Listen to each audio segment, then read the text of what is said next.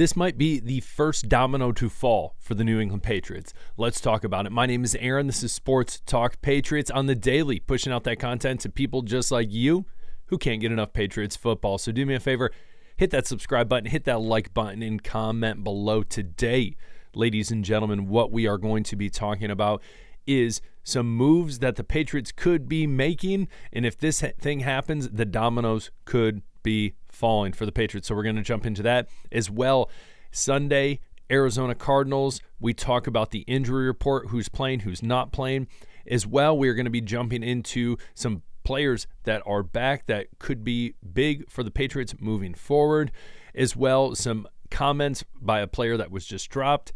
And last but not least, a Patriot going into free agency, hoping to finish his career as a Patriot. We're jumping into all of it today, folks. So off the bat, the Patriots should be urged or are urged to make a major personnel change, and that has to do with Elliott Wolf. Now, I want to read this quote just because I think it's a great quote. Robert Kraft hired a neophyte, essentially someone who's new, not experienced with someone who had never been in an NFL general manager role. Elliott Wolf as his executive vice president of personnel operations. As such, even the title suggests that he had his doubts.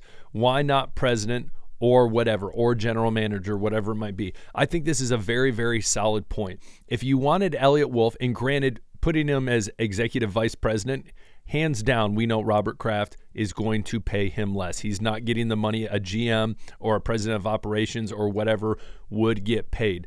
But again, giving him a title like that is almost setting him up, I don't want to say for failure, definitely not the big bucks that I'm assuming that most people would get with that hot ticket job.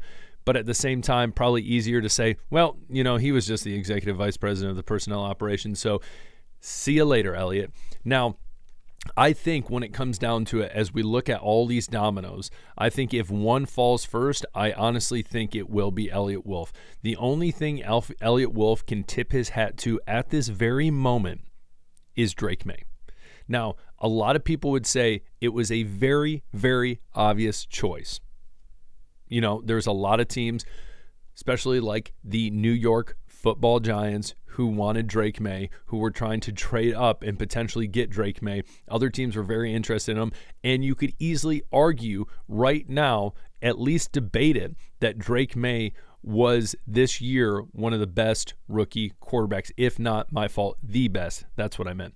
Caleb Williams hasn't done great. Jaden Daniels definitely has had his moments, and he has shined. But if you have had Drake May play the whole season, it could look a lot differently. And you could argue that he could potentially be a offensive rookie of the year candidate, top candidate. Regardless, you look at these dominoes falling, and I would think that the first one that would be Elliott Wolf, saying, listen, this is the person that's in charge of getting the personnel for this team, getting these players, and really, really shaping this team for success. And if you've seen after this first draft, and a lot of people, and I think we'd be having a different story if Polk did well, if Baker did well, if Robinson was doing well, if Jaheim Bell was in there more, Caden Wallace, which we'll talk about in a minute. Obviously, they all still have 4 games to kind of showcase. But when it comes down to it, I feel like it's an easy move for Robert Kraft to say, yep, you're gone. As simple as that. And a lot of times before they initially fire the head coach, which again, I continue to lean more towards Jerod Mayo will not get fired. A lot of rumors have been circulating that depending on how these last 4 games go, it all depends. Again, I technically have gone back and forth at times in my mind, just thinking like, well, this. But anytime you're in a losing year, that's what you think of. The Lions, the first year with Dan Campbell, literally were like, what are we doing? But you have to trust the process. At least give him time to see what happens. Now, again, with Elliott Wolf, you could argue the same thing with any of these guys, but you look at this draft class, besides Drake May, you look at the things that happened in the offseason, players they weren't able to land, as well as players they picked up that really didn't perform for them, or there were more headaches than anything.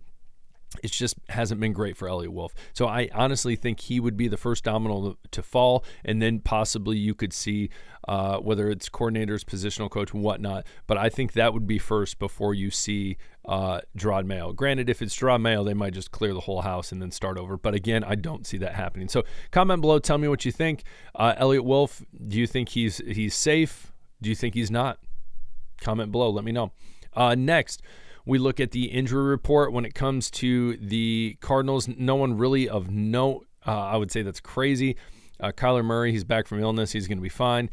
We look at the Patriots. Javon Baker out for concussion indefinitely, so he will not be playing. Hawkins in the secondary is kind of big. But then we look down to good to go. Marcus Jones was sick. He's back. He's good. Caden Wallace, that's the one I want to talk about that we've somewhat been talking about a lot, is this whole idea that these players, especially these younger players, going into this offseason really need to prove themselves. The franchise needs to know, what do we have? What do we need to get moving forward? Now, granted, there needs to be an offensive tackle. Caden Wallace plays offensive tackle, but that doesn't mean he can play. He can play right. Potentially, if they see like, hey, he could play right tackle, sure, and then go get a left tackle. But again, Caden Wallace, it's good to see that he can actually play finally, and hopefully he can prove himself. Tomorrow we'll talk more on the game. We'll talk prediction. We'll talk Vegas odds, all that fun stuff. You guys know that's what we do on Saturdays. As well, talking about KJ Osborne. KJ Osborne got picked up by the Commanders. He is what a place to land, first of all. Second of all, very classy. Appreciate his time in New England and the organization, all that fun stuff. Said everything he needed to say. So good for him. I don't really even know why I brought that one up. Last but not least, Jay Jones, hoping he can finish his career with the Patriots. If he can sign a very small deal where he's not paying he's not getting paid a lot of money, I could see it happen. If he wants way too much, I see this team just saying, hey, look behind you, man. We have a ton of young talent, or at least people in line that we think have a lot of potential, more potential than you. And so it will be interesting to see. I wouldn't even be surprised if they go into this draft and in the later round potentially try to snag someone they could see as a cornerback too. Again, you have Christian Gonzalez, who is a tried and true soon-to-be Pro Bowler. Marcus Jones playing well at that slot, that nickel position. And then the cornerback too, maybe one of these young guys, Alex Austin or someone else, steps in or potentially draft someone else. So we will see the direction that the Patriots go and what they decide to do. But again, I don't know. I mean, I like being loyal, but at the same time, it's a business. Again, if he's willing to take the veteran minimum, sure. Why not think about it? For sure. But we'll see if Elliott Wolf is even the one making that decision. We'll see. But anyways, comment below whatever your thoughts are on the day. This is Sports Talk Patriots. I'm Aaron. Hit that subscribe button on your way out. We'll talk later. Peace.